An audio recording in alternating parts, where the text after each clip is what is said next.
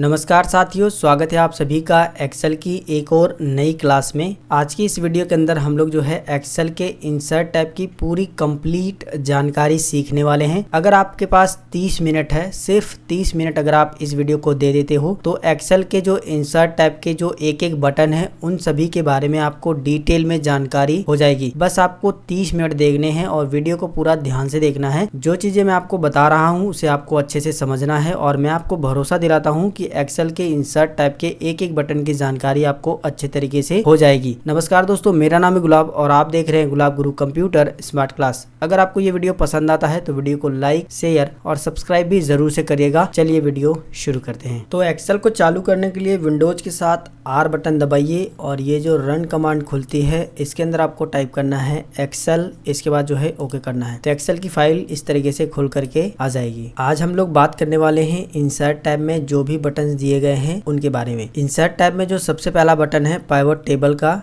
इसका इस्तेमाल करके आपने जो भी डेटा बनाया है उसको अपने अकॉर्डिंग जो है पिवट टेबल में कन्वर्ट कर सकते हो। जैसे कि मैं इसको अगर जो है पिवट टेबल में कन्वर्ट करना चाहता हूँ तो मैं यहाँ पर इसको इस तरीके से रेंज दे दूँगा। इस डेटा को अगर मुझे करना है, या फिर एग्जांपल के लिए मान लीजिए मैं इस डेटा को करके दिखाता हूँ, ठीक है, इस वाले को। तो जिस भी डेटा को आपको जो है पिवट टेबल में कन्वर्ट करना है तो आप जो है बस उस डेटा को इस तरीके से सेलेक्ट कर लीजिए, जितनी भी रेंज देना चाहते हो आप। सेलेक्ट करने के बाद आपको पिवट टेबल पर क्लिक करना है। इसके बाद जो है इस तरीके से एक पॉपअप विंडो आएगी जहां पर आपको दो ऑप्शन मिल जाएंगे, न्यू वर्कशीट और एग्जिस्टिंग वर्कशीट। न्यू वर्कशीट का मतलब है कि ये जो पिवट टेबल आपका बनेगा वो नई वर्कशीट पे बनेगा। अगर आप एग्जिस्टिंग वर्कशीट पे क्लिक करके ओके कर दोगे तो ये जो आपका पिवट टेबल बनेगा वो इसी वर्कशीट पर बनेगा। यहाँ पर आप देखोगे ऊपर की साइड में जो है रेंज भी दिखा रहा है, जो हमने इसको रेंज दी है यहाँ पर। इसके बाद जो है आपको कुछ नहीं करना है, ओके बटन पर क्लिक कर देना है। इसके बाद जो है आपके सामने इस तरीके से एक न्यू वर्कशीट आ जाएगी।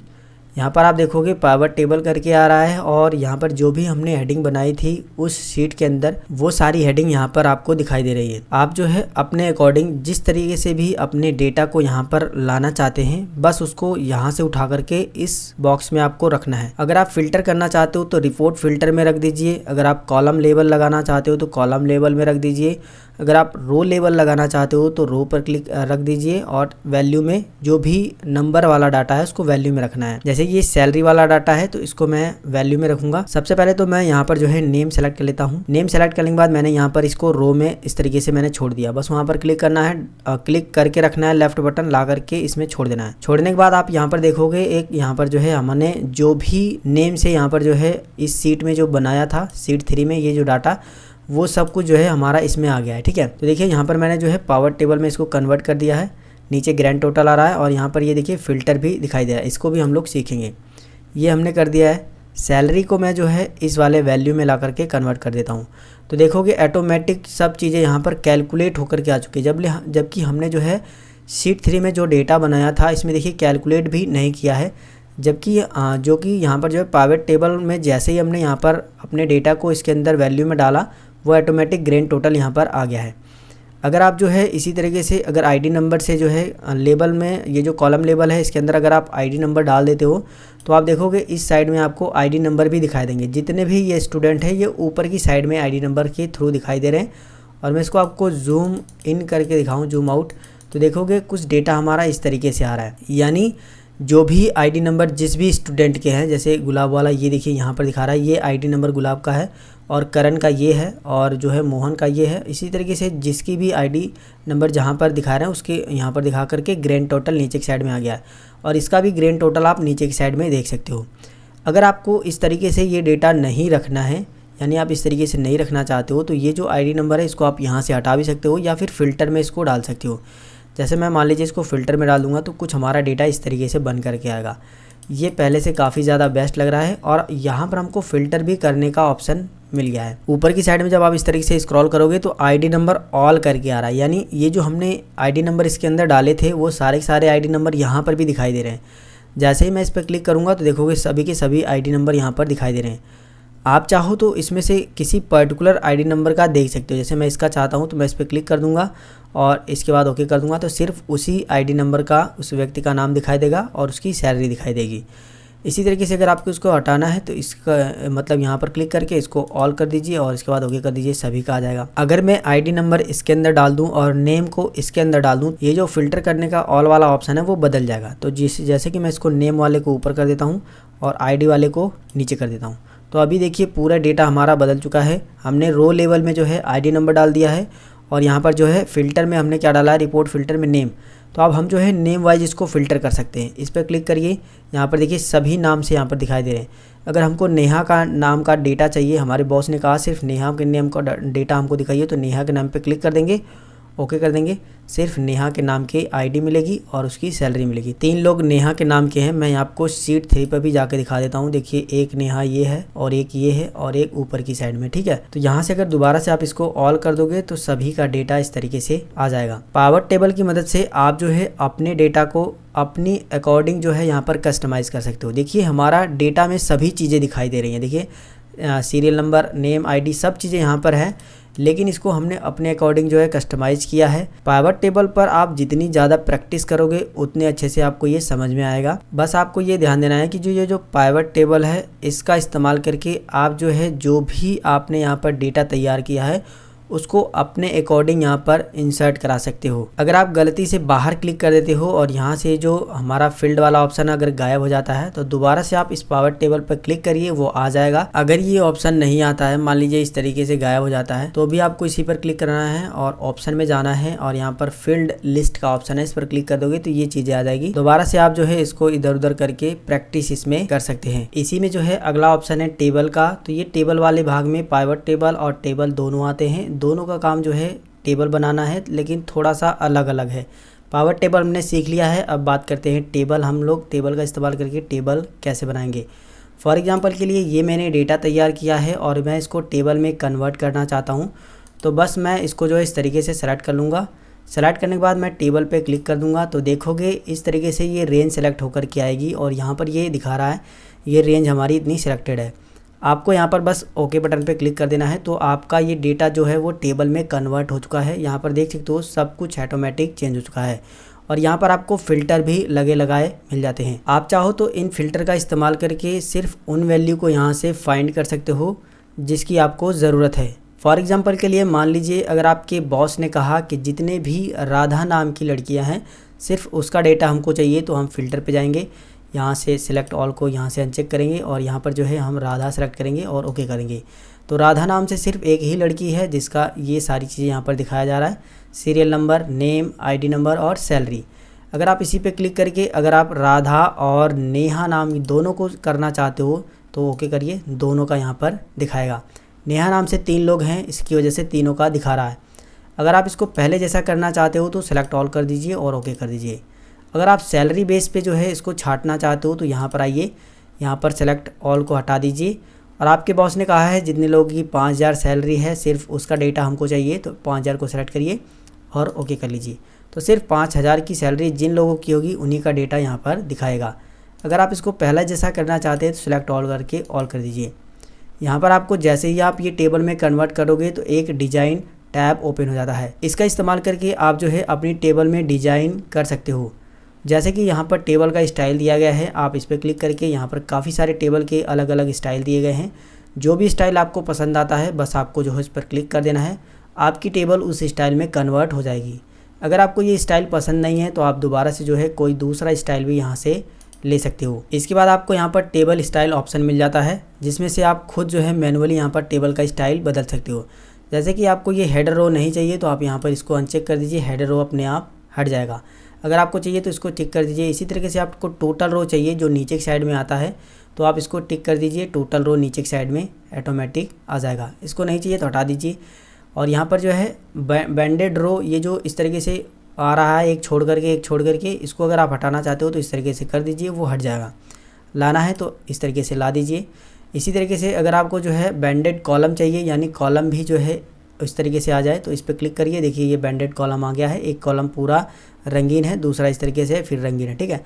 इसको हटा दीजिए। अगर आप जो है फर्स्ट कॉलम को जो है बैंडेड की तरह करना चाहते हो तो बस इस तरीके से करिए, फर्स्ट कॉलम डिज़ाइन में आ जाएगा। अगर आप इसको हटाओगे तो हट जाएगा, लास्ट कॉलम जो है डिज़ाइन में आ जाएगा।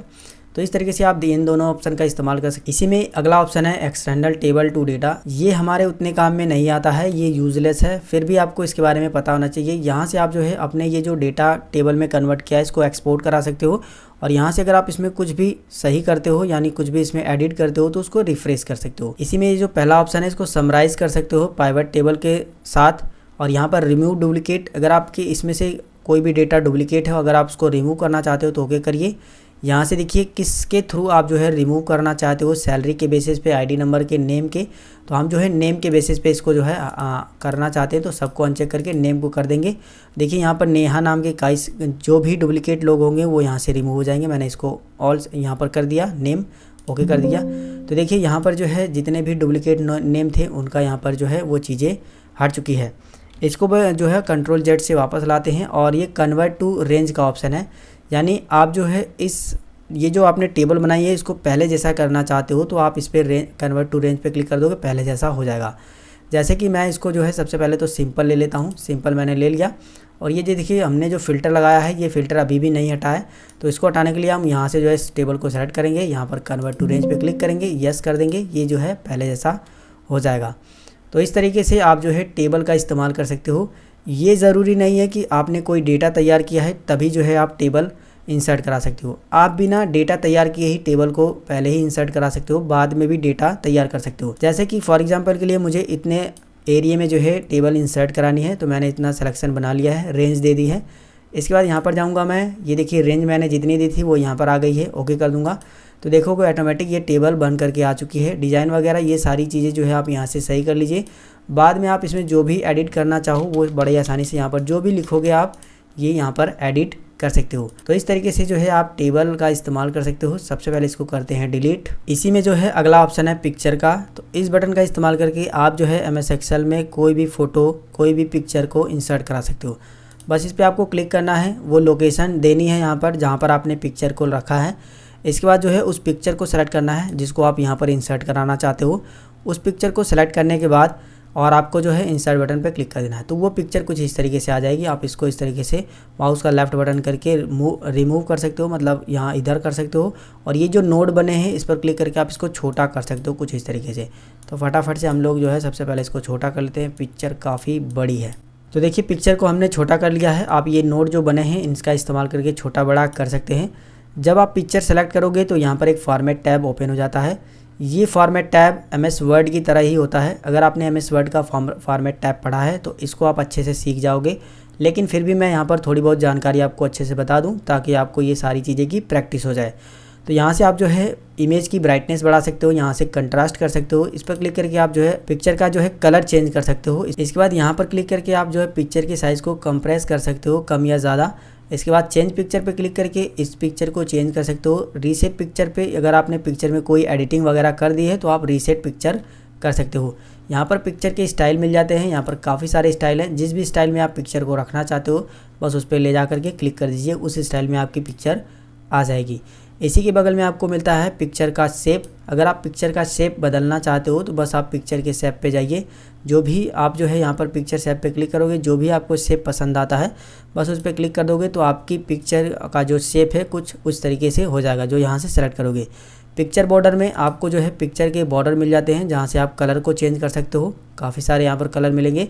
अगर आप जो है इसमें मोर कलर पे क्लिक करके और भी बहुत सारे कलर है, विड्थ इसकी बढ़ाना चाहते हो तो विड्थ इसकी बढ़ा घटा सकते हो। इसके बाद जो है विड्थ का डिज़ाइन बदलना चाहते हो तो इस तरीके से डिज़ाइन भी यहाँ पर बदल सकते हो। इसी में जो अगला ऑप्शन है पिक्चर इफेक्ट का, इसमें काफ़ी सारे इफेक्ट दिए गए हैं। जैसे प्रीसेट दिया गया है, कुछ इस तरीके से होगा। शैडो दी गई है, पिक्चर में शैडो आएगी। नीचे की साइड में आप बारी बारी से चेक करिए। रिफ्लेक्शन दिया है, कुछ इस तरीके से 3D में मतलब आती है। नीचे की साइड में जो है शीशे जैसा जो होता है ना वो इस तरीके से आएगा। देखिए पिक्चर आपकी जो है नीचे की साइड में भी दिखेगी जैसे पानी में दिखती है, ठीक है। इसी तरीके से और भी यहाँ पर दिए गए हैं, बारी बारी से आप जो है सभी को चेक कर सकते हो। अगर आपने MS वर्ड देखा होगा तो इसके बारे में आपको पूरा कंप्लीट पता होगा। इसी में आपको जो है send, bring to front, send to back और सिलेक्शन प्लेन का ऑप्शन मिल जाता है। अगर आपने एक से ज़्यादा पिक्चर को यहाँ पर इंसर्ट कराया है तो बैक और फ्रंट कर सकते हो, और यहाँ पर जो है अलाइन का ऑप्शन है, यानी इस पिक्चर को आप राइट साइड में, लेफ्ट साइड में, ऊपर, मिडिल, टॉप, इस तरीके से अलाइन कर सकते हो। अगर वही यहाँ पर ऑप्शन है कि ग्रुप कर सकते हो। अगर आप एक से ज़्यादा पिक्चर लियो, जैसे मैं ये पिक्चर है इसको एक और डुप्लीकेट यहाँ पर बना लेता हूँ, 2 पिक्चर हो गई है, दोनों को शिफ्ट बटन दबा के सिलेक्ट कर लूँगा तो देखिए ग्रुप का ऑप्शन इनेबल हो चुका है और मैं इसको जो है यहाँ से ग्रुप कर दूँगा। अब ये दोनों पिक्चर एक बन चुकी है, एक ही बार में मैं इसको यहाँ से वहाँ कहीं पर भी ले जा सकता हूँ। इसी तरीके से यहाँ पर रोटेशन का ऑप्शन है, इस पर क्लिक करके आप अपनी पिक्चर को रोटेशन कर सकते हो। और अगला बटन इसी में क्रॉप का है, इसका इस्तेमाल करके आप अपनी पिक्चर को क्रॉप कर सकते हो। और अगला ऑप्शन है यहाँ पर हाइट और विड्थ का है, इस पर क्लिक करके आप जो है अपनी पिक्चर की हाइट और विड्थ को जो है बढ़ा घटा सकते हो। तो यहाँ से हमने फॉर्मेट टैब कंप्लीट मैंने आप सभी को बता दिया है। इसी में जो है अगला बटन है क्लिप आर्ट्स का, तो इसका इस्तेमाल करके आप जो है अपने MS एक्सेल की फाइल में क्लिप आर्ट्स को इंसर्ट करा सकते हो। बस इस पर क्लिक करिए, इस तरीके से एक जो है इस तरीके से साइड विंडो आएगी।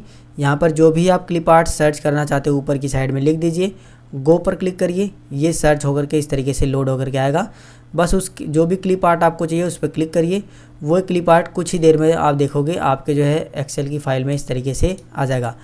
जो भी आप यहाँ पर सर्च करना चाहते हो बस वही चीज़ आपको यहाँ पर लिख देनी है। जैसे मैं यहाँ पर रोज़ लिख देता हूँ, रोज़ का फुल मुझे चाहिए तो यहाँ पर मैंने रोज़ लिखा, वो सारे रोज़ यहाँ पर लोड हो रहे हैं।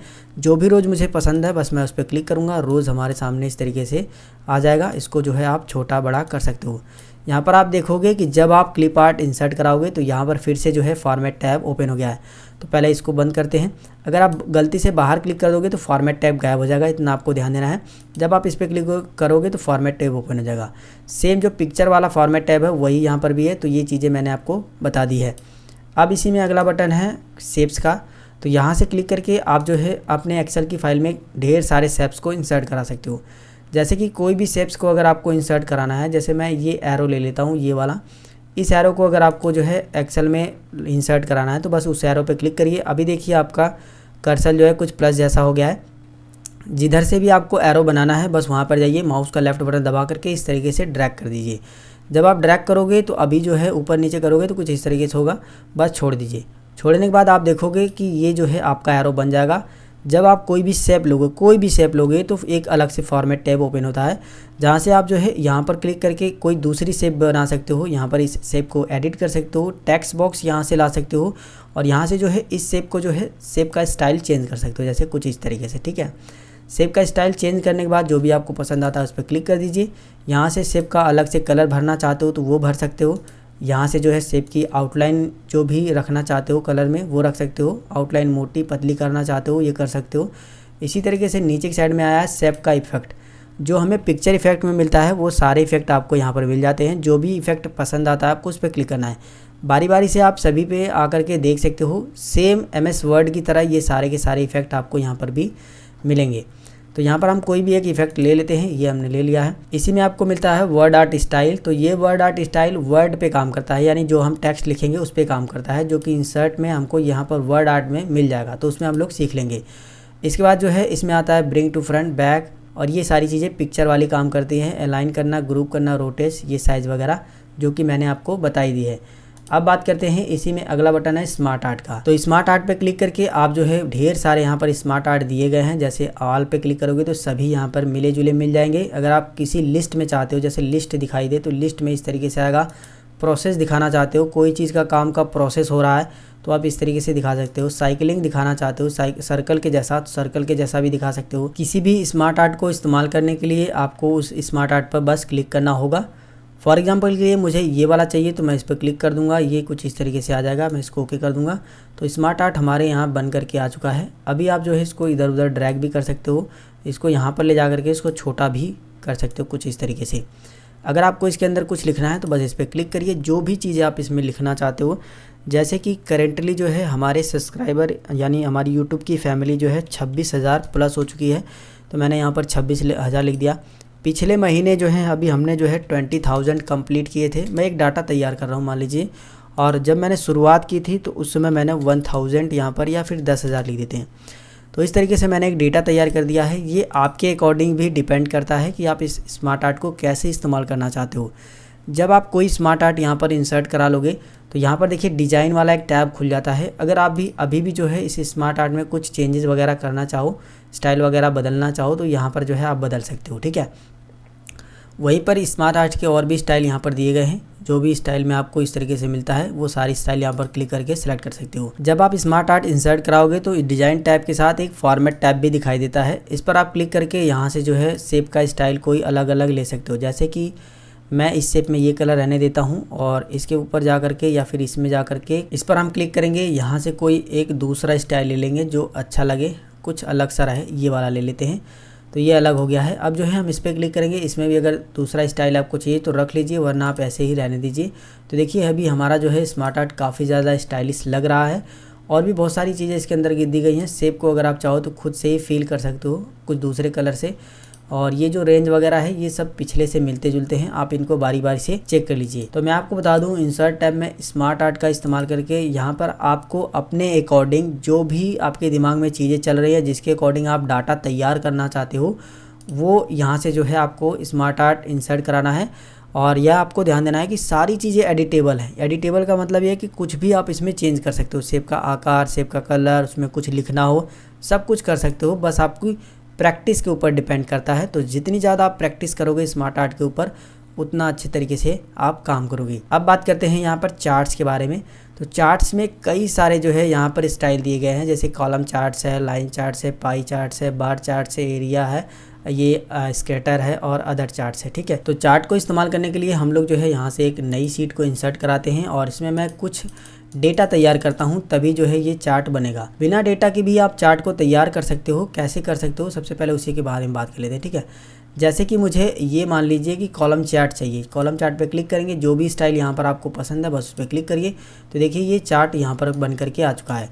लेकिन अभी जो है इसके अंदर आपको कुछ भी दिखाई नहीं दे रहा होगा। ये क्यों कुछ भी नहीं दिखाई दे रहा है? क्योंकि हमने कुछ इसके अंदर डेटा यहाँ पर जो है लिस्ट बनाई ही नहीं थी। तो इसके अंदर दिखाएगा क्या? जब हम यहाँ पर लिस्ट बनाएंगे और इसको इसके अंदर फिल्ड करेंगे तो ये यहाँ पर सारी चीज़ें दिखाई देगी। जैसे कि मैं यहाँ पर एक डेटा तैयार कर देता हूँ। जैसे यूपी, बिहार, झारखंड और जो है दिल्ली की पॉपुलेशन के ऊपर अगर मुझे जो है यहाँ पर डेटा तैयार करना है चार्ट के रूप में, तो वो कैसे करेंगे? जैसे मैं यहाँ पर लिख देता हूँ उत्तर प्रदेश, इसके बाद नीचे आएंगे, यहाँ पर लिख देंगे दिल्ली, इसके बाद लिखेंगे बिहार, यहाँ पर लिखेंगे झारखंड, हरियाणा। तो ये मैंने एक डेटा तैयार किया है। यहाँ से इसका कॉलम का साइज़ थोड़ा सा बड़ा कर लेते हैं और यहाँ पर जो है मैं इनका पॉपुलेशन का जो है जितनी पॉपुलेशन है वो यहाँ पर एंटर कर देता हूँ। एग्जाम्पल के लिए मैं एंटर कर रहा हूँ। मान लीजिए यहाँ पर 2,50,000 है। एग्जाम्पल के लिए मैं आपको बता रहा हूँ, सिर्फ 2,50,000। और यहाँ पर जो है दिल्ली में पॉपुलेशन कितनी है? 1,70,000 यहाँ पर है। और इसके बाद जो है बिहार में मान लेते हैं 1.5 लाख है। यहाँ पर मैंने 1.5 लाख टाइप कर दिया। झारखंड में मान लेते हैं 20,000, ये सिर्फ कितनी है? 20,000। और हरियाणा में मान लेते हैं 35,000 है। ये सब चीज़ें मैं आपको सिर्फ डेमो दिखा रहा हूँ। ये सारी चीज़ें तैयार करने के बाद जो भी आपने टेबल इंसर्ट कराई इस पर क्लिक करिए, इस पर राइट क्लिक करिए। इस पर राइट क्लिक करने के बाद यहाँ पर देखिए सिलेक्ट डेटा का ऑप्शन है, इस पर क्लिक करिए। अब जो है यहाँ पर आपको डेटा सेलेक्ट करने के लिए ऑप्शन मिल रहा है। आप जो है यहाँ पर डेटा को इस तरीके से रेंज दे दीजिए और इसको जो है रेंज देने के बाद यहाँ पर जो है ओके कर दीजिए।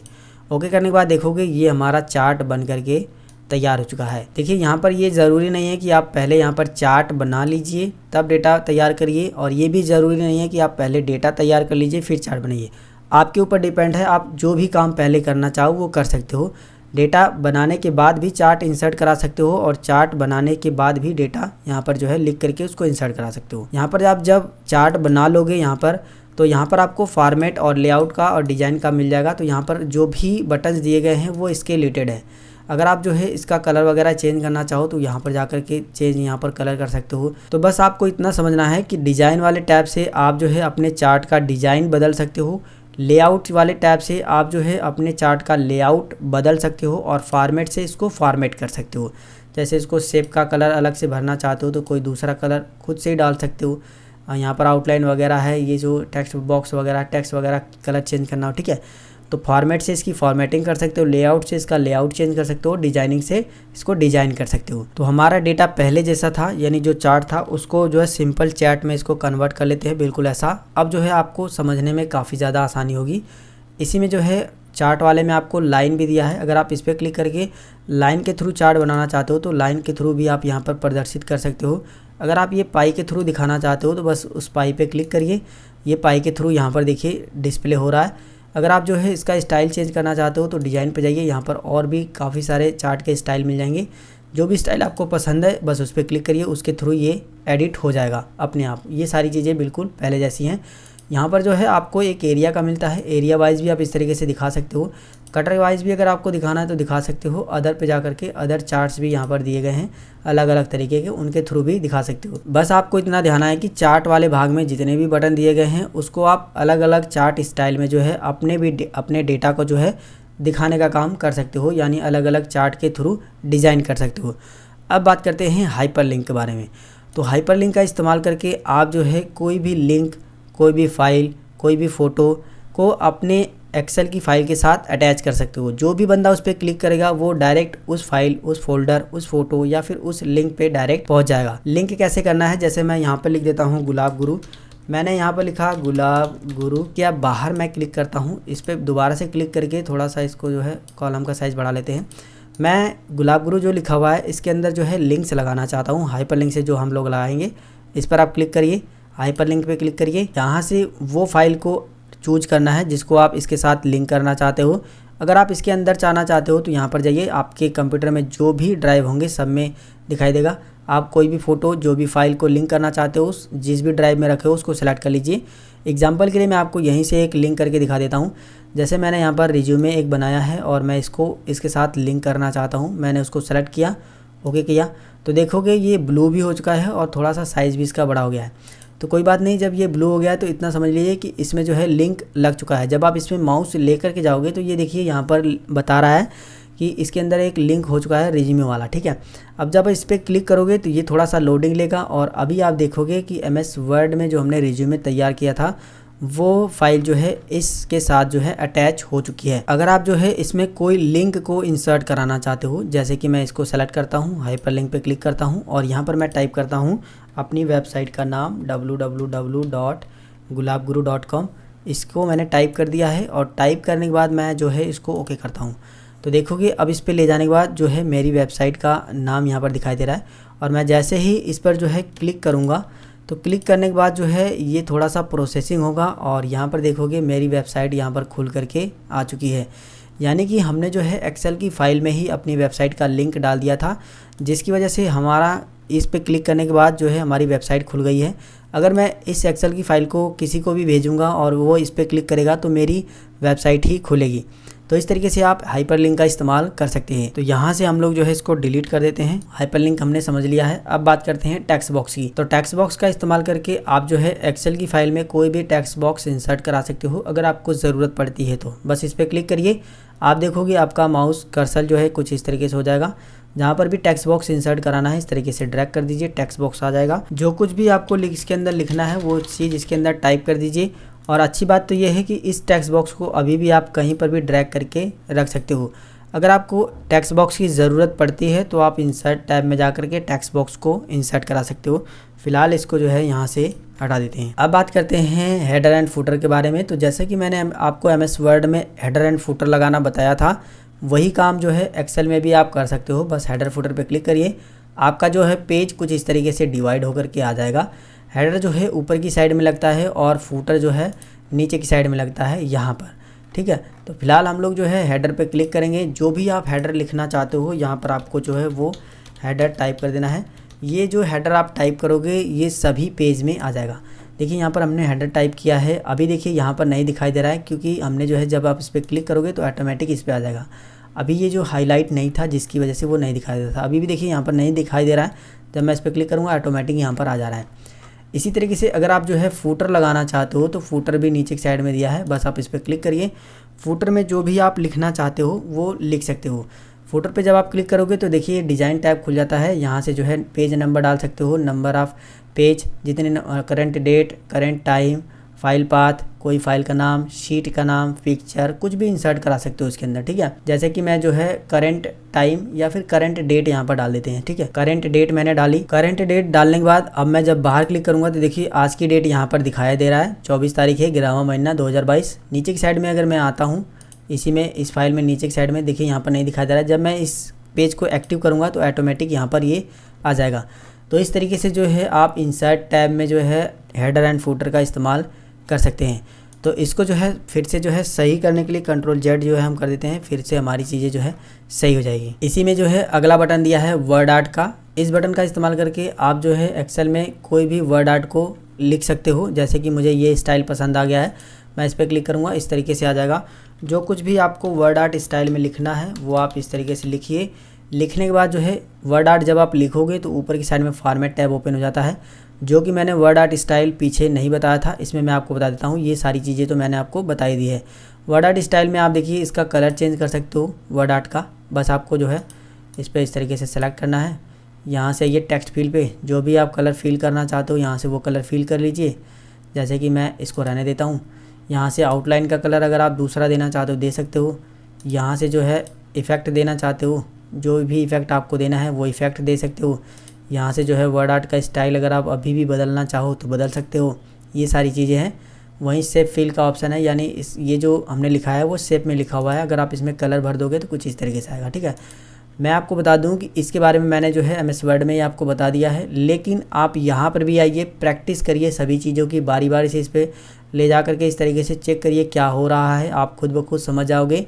फ़िलहाल मैं आपको बता दूं कि इन सभी के बारे में मैंने आपको बता दिया। अगर आप मेरे पुराने फैमिली सब्सक्राइबर हो तो आपने मेरी सारी वीडियो को अगर देखा है तो इन सभी के बारे में आपको ज़रूर पता होगा। तो इसको जो है बाहर क्लिक करते हैं। इसी में जो है अगला बटन यहाँ पर दिया है सिग्नेचर लाइन का। तो इसका कोई ख़ास काम नहीं होता है, बस इतना समझ लीजिए कि आप जो है एक्सेल में सिग्नेचर लाइन ऐड कर सकते हो इस तरीके से। देखिए यहाँ पर ले जाने के बाद जो है नीचे की साइड में दिखा रहा है ना, बस पेज में जो है आपका सिग्नेचर लाइन आ जाएगा। उसका कोई मतलब उतना ज़्यादा है नहीं। बात करते हैं ऑब्जेक्ट की। देखिए ऑब्जेक्ट बटन बहुत ही काम का है। आप जो है एक्सेल में काम करते वक्त ही अगर आपको किसी दूसरे सॉफ्टवेयर में से कोई दूसरा काम करके एक्सेल में एक्सपोर्ट करा लेना है डायरेक्ट बिना कुछ किए ही, बस आप उसमें काम करो, सारी चीज़ें यहाँ पर आ जाए, तो आप जो है ऑब्जेक्ट बटन का इस्तेमाल कर सकते हो। जैसे कि मैं जो है यहाँ पर क्लिक कर देता हूँ, ऑब्जेक्ट पे मैं क्लिक करता हूँ, तो देखिए हमारे कंप्यूटर में जितने भी सॉफ्टवेयर इंस्टॉल होंगे वो सब के सब यहाँ पर आएंगे। तो जिस भी सॉफ्टवेयर में आपको काम करके एक्सेल में लेकर के आना है वो सॉफ्टवेयर आपको यहाँ से जो है सेलेक्ट करना है। तो जैसे कि मैं यहाँ पर जो है एडोब फोटोशॉप में ही काम कर लेता हूँ। मैं इसको ओपन करता हूँ यहाँ पर, और यहाँ से मैंने इसको ओके किया। तो देखिए अभी ये लोड ले रहा है, देख सकते हो इस तरीके से ऑटोमेटिक ये चालू हो गया। हमने यहीं से जो है इसको चालू कर दिया है। ये हमारा फ़ोटोशॉप ओपन हो गया है और ये हमारा जो है पेज दिख रहा है। पेज में हम जो भी काम करेंगे वो एक्सेल में ऑटोमेटिक आ जाएगा। तो यहाँ पर जो है हम लोग कुछ भी काम कर लेते हैं। जैसे कि मैं यहाँ पर जो है, तो यहाँ पर मान लीजिए मैं अपना नाम टाइप कर देता हूँ। मैंने नाम टाइप कर दिया है और ये चीज़ मुझे जो है एक्सेल में लेके जानी है। आप चाहो तो इसमें कुछ भी बना लो, फोटो वगैरह, वो सब कुछ एक्सेल में आ जाएगा। बस मैं आपको एग्जाम्पल के लिए बता रहा हूँ। इसको अगर मैं मिनिमाइज़ भी करके दिखाऊं तो देखिए यहाँ पर ये आ चुका है। ठीक है, यहाँ पर देखिए नीचे की साइड में ये आ गया है, गुलाब मैंने लिखा था। ठीक है, इसी तरीके से अगर आप जो है किसी दूसरे सॉफ्टवेयर से काम करके एक्सेल में लाना चाहते हो तब हमारा जो है ऑब्जेक्ट बटन काम करता है। अब बात कर लेते हैं सिंबल वाले बटन के बारे में। तो सिंबल बटन पे क्लिक करके आप जो है ढेर सारे यहाँ पर सिंबल दिए गए होते हैं। जो भी सिंबल आपको पसंद है बस उस पर क्लिक करिए, इंसर्ट करा लीजिए, वो सिंबल यहाँ पर आ जाएगा। अगर आप जो है सिंबल का स्टाइल बदलना चाहते हो तो यहाँ पर काफ़ी सारे स्टाइल दिए गए हैं। जो भी आपको सिंबल पसंद है, जो भी स्टाइल पसंद है, करेंसी वाला, जैसे मैं करेंसी यहाँ पर लाना चाहता हूँ तो यहाँ पर जो है जो भी करेंसी आप लाना चाहते हो उसको सेलेक्ट कर लीजिए, इसके बाद इंसर्ट करा लीजिए, तो देखोगे करेंसी भी यहाँ पर आ जाएगा। ठीक है, कॉपीराइट लाना चाहते हो तो कॉपीराइट भी आ जाएगा। तो इस तरीके से आप जो है सिंबल बटन का इस्तेमाल करके एक्सेल में जो है सिंबल को ला सकते हो। तो एक ही वीडियो के अंदर मैंने जो है पूरा इंसर्ट टैब आपको बता दिया है कंप्लीट। वीडियो थोड़ा बड़ा हो गया है, लेकिन एक ही वीडियो देखने के बाद जो है आप इंसर्ट टैब के बारे में पूरा कंप्लीट सीख जाओगे। अगर आपको ये वीडियो पसंद आया है, हमारे द्वारा दी गई जानकारी आपको अच्छी लगी है, तो ये वीडियो आप ज़रूर लाइक करिए और अपने दोस्तों के साथ भी इस वीडियो को शेयर करिए। अगर आपके मन में कोई सवाल है तो आप हमें नीचे कमेंट करके ज़रूर बताइए। और अगर आपने अभी तक चैनल को सब्सक्राइब नहीं किया है तो सब्सक्राइब कर लो यार, सब्सक्राइब करना बिल्कुल फ्री है, सब्सक्राइब कर लो। और मिलेंगे फिर एक नई वीडियो में एक नई जानकारी के साथ। तब तक के लिए जय हिंद, वंदे मातरम।